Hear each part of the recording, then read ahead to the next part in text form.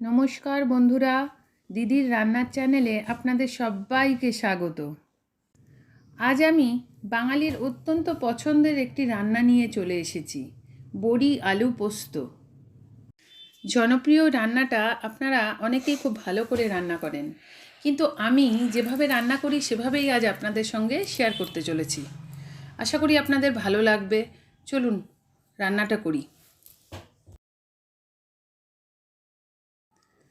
প্রথমে আমি 500 গ্রাম আলু নিয়েছি। মোটামুটি 4টে বড় আলু ধরে রাখুন, ছোট ছোট করে কেটে নিয়েছি। আর 100 গ্রাম বড়ি নিয়েছি, আর মোটামুটি 50 গ্রাম মতো পোস্ত, 4টে কাঁচা লঙ্কা, স্বাদমতো নুন, আর 1 চামচ হলুদ, আর 1 চামচ লঙ্কা গুঁড়ো নিয়েছি। গ্যাসটা জ্বালিয়ে গ্যাসের মধ্যে একটি কড়াই বসিয়ে নিলাম। কড়াইয়ে 3টে বড় চামচ তেল ঢেলে নিলাম বড়িটা ভাজার জন্য।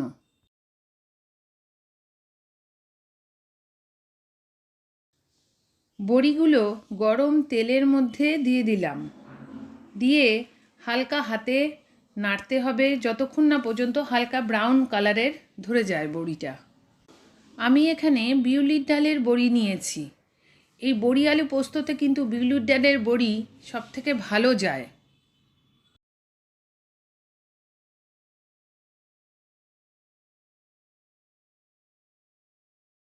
বড়িটা হালকা ব্রাউন কালারের রং ধরে এলে ধীরে ধীরে তেল থেকে বড়িটাকে তুলে নেবেন। আমি একটি পাত্রের মধ্যে বড়িটা তুলে নিলাম।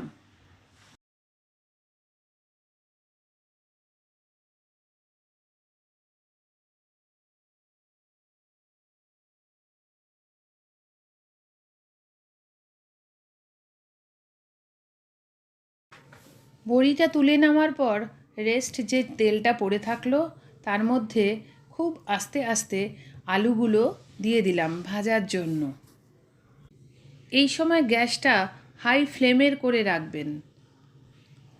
আলুটা খুব ভালো করে নেড়ে গোল্ডেন ব্রাউন কালারের রং ধরাতে হবে।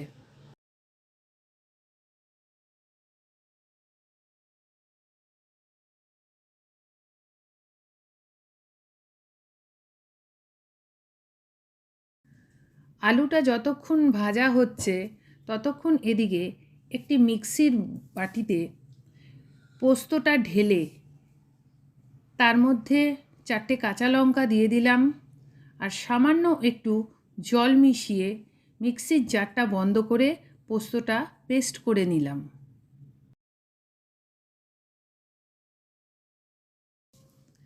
এদিকে আলুটা ভাজা হয়ে গেলে আলুর মধ্যে নুন, হলুদ ও লঙ্কা গুঁড়ো মিশিয়ে ভালো করে আলুটাকে নাড়িয়ে নিতে হবে।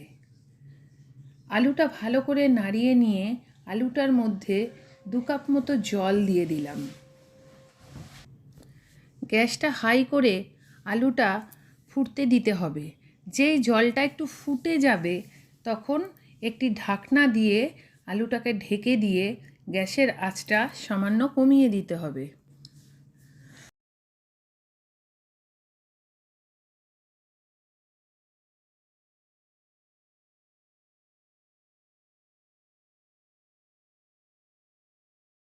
পাঁচ মিনিট বাদে ঢাকনা খুলে একবার খুন্তি দিয়ে নেড়ে দেখে নিতে হবে যে আলুটা ভালো করে সিদ্ধ হয়েছে কিনা। যদি দেখেন আলুটা সিদ্ধ হয়ে গেছে তারপরে ভেজে রাখা বড়িগুলো আলুর মধ্যে দিয়ে দেবেন। বড়িটা দিয়ে আলুটা ভালো করে নেড়ে এরপর যে বেটে রাখা পোস্তটা রেখেছিলাম সেই বেটে রাখা পোস্তটা কড়াইয়ের মধ্যে দিয়ে দিলাম। তারপরে মিক্সির জারে একটু জল দিয়ে ভালো করে ধুয়ে জারটা ওই জলটা পোস্তর মিশ্রণের মধ্যে দিয়ে দিলাম। ভালো করে মিশ্রণটা কড়াইয়ের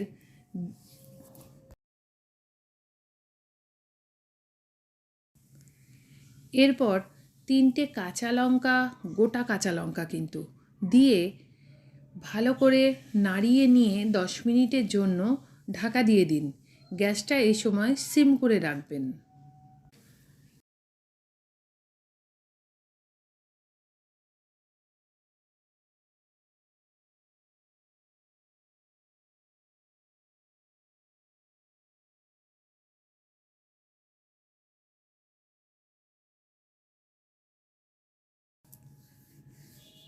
দশ মিনিট পর ঢাকা খুলে পোস্তটা একদম তৈরি হয়ে গেছে আমাদের।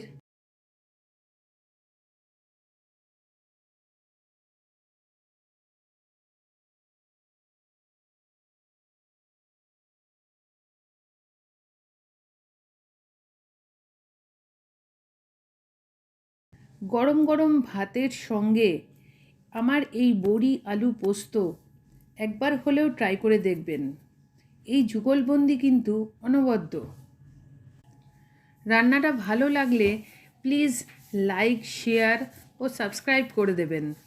আর ফেসবুক বন্ধুদের বলছি, আমার এই পেজটি যদি আপনাদের পছন্দ হয় তাহলে প্লিজ ফলো করবেন।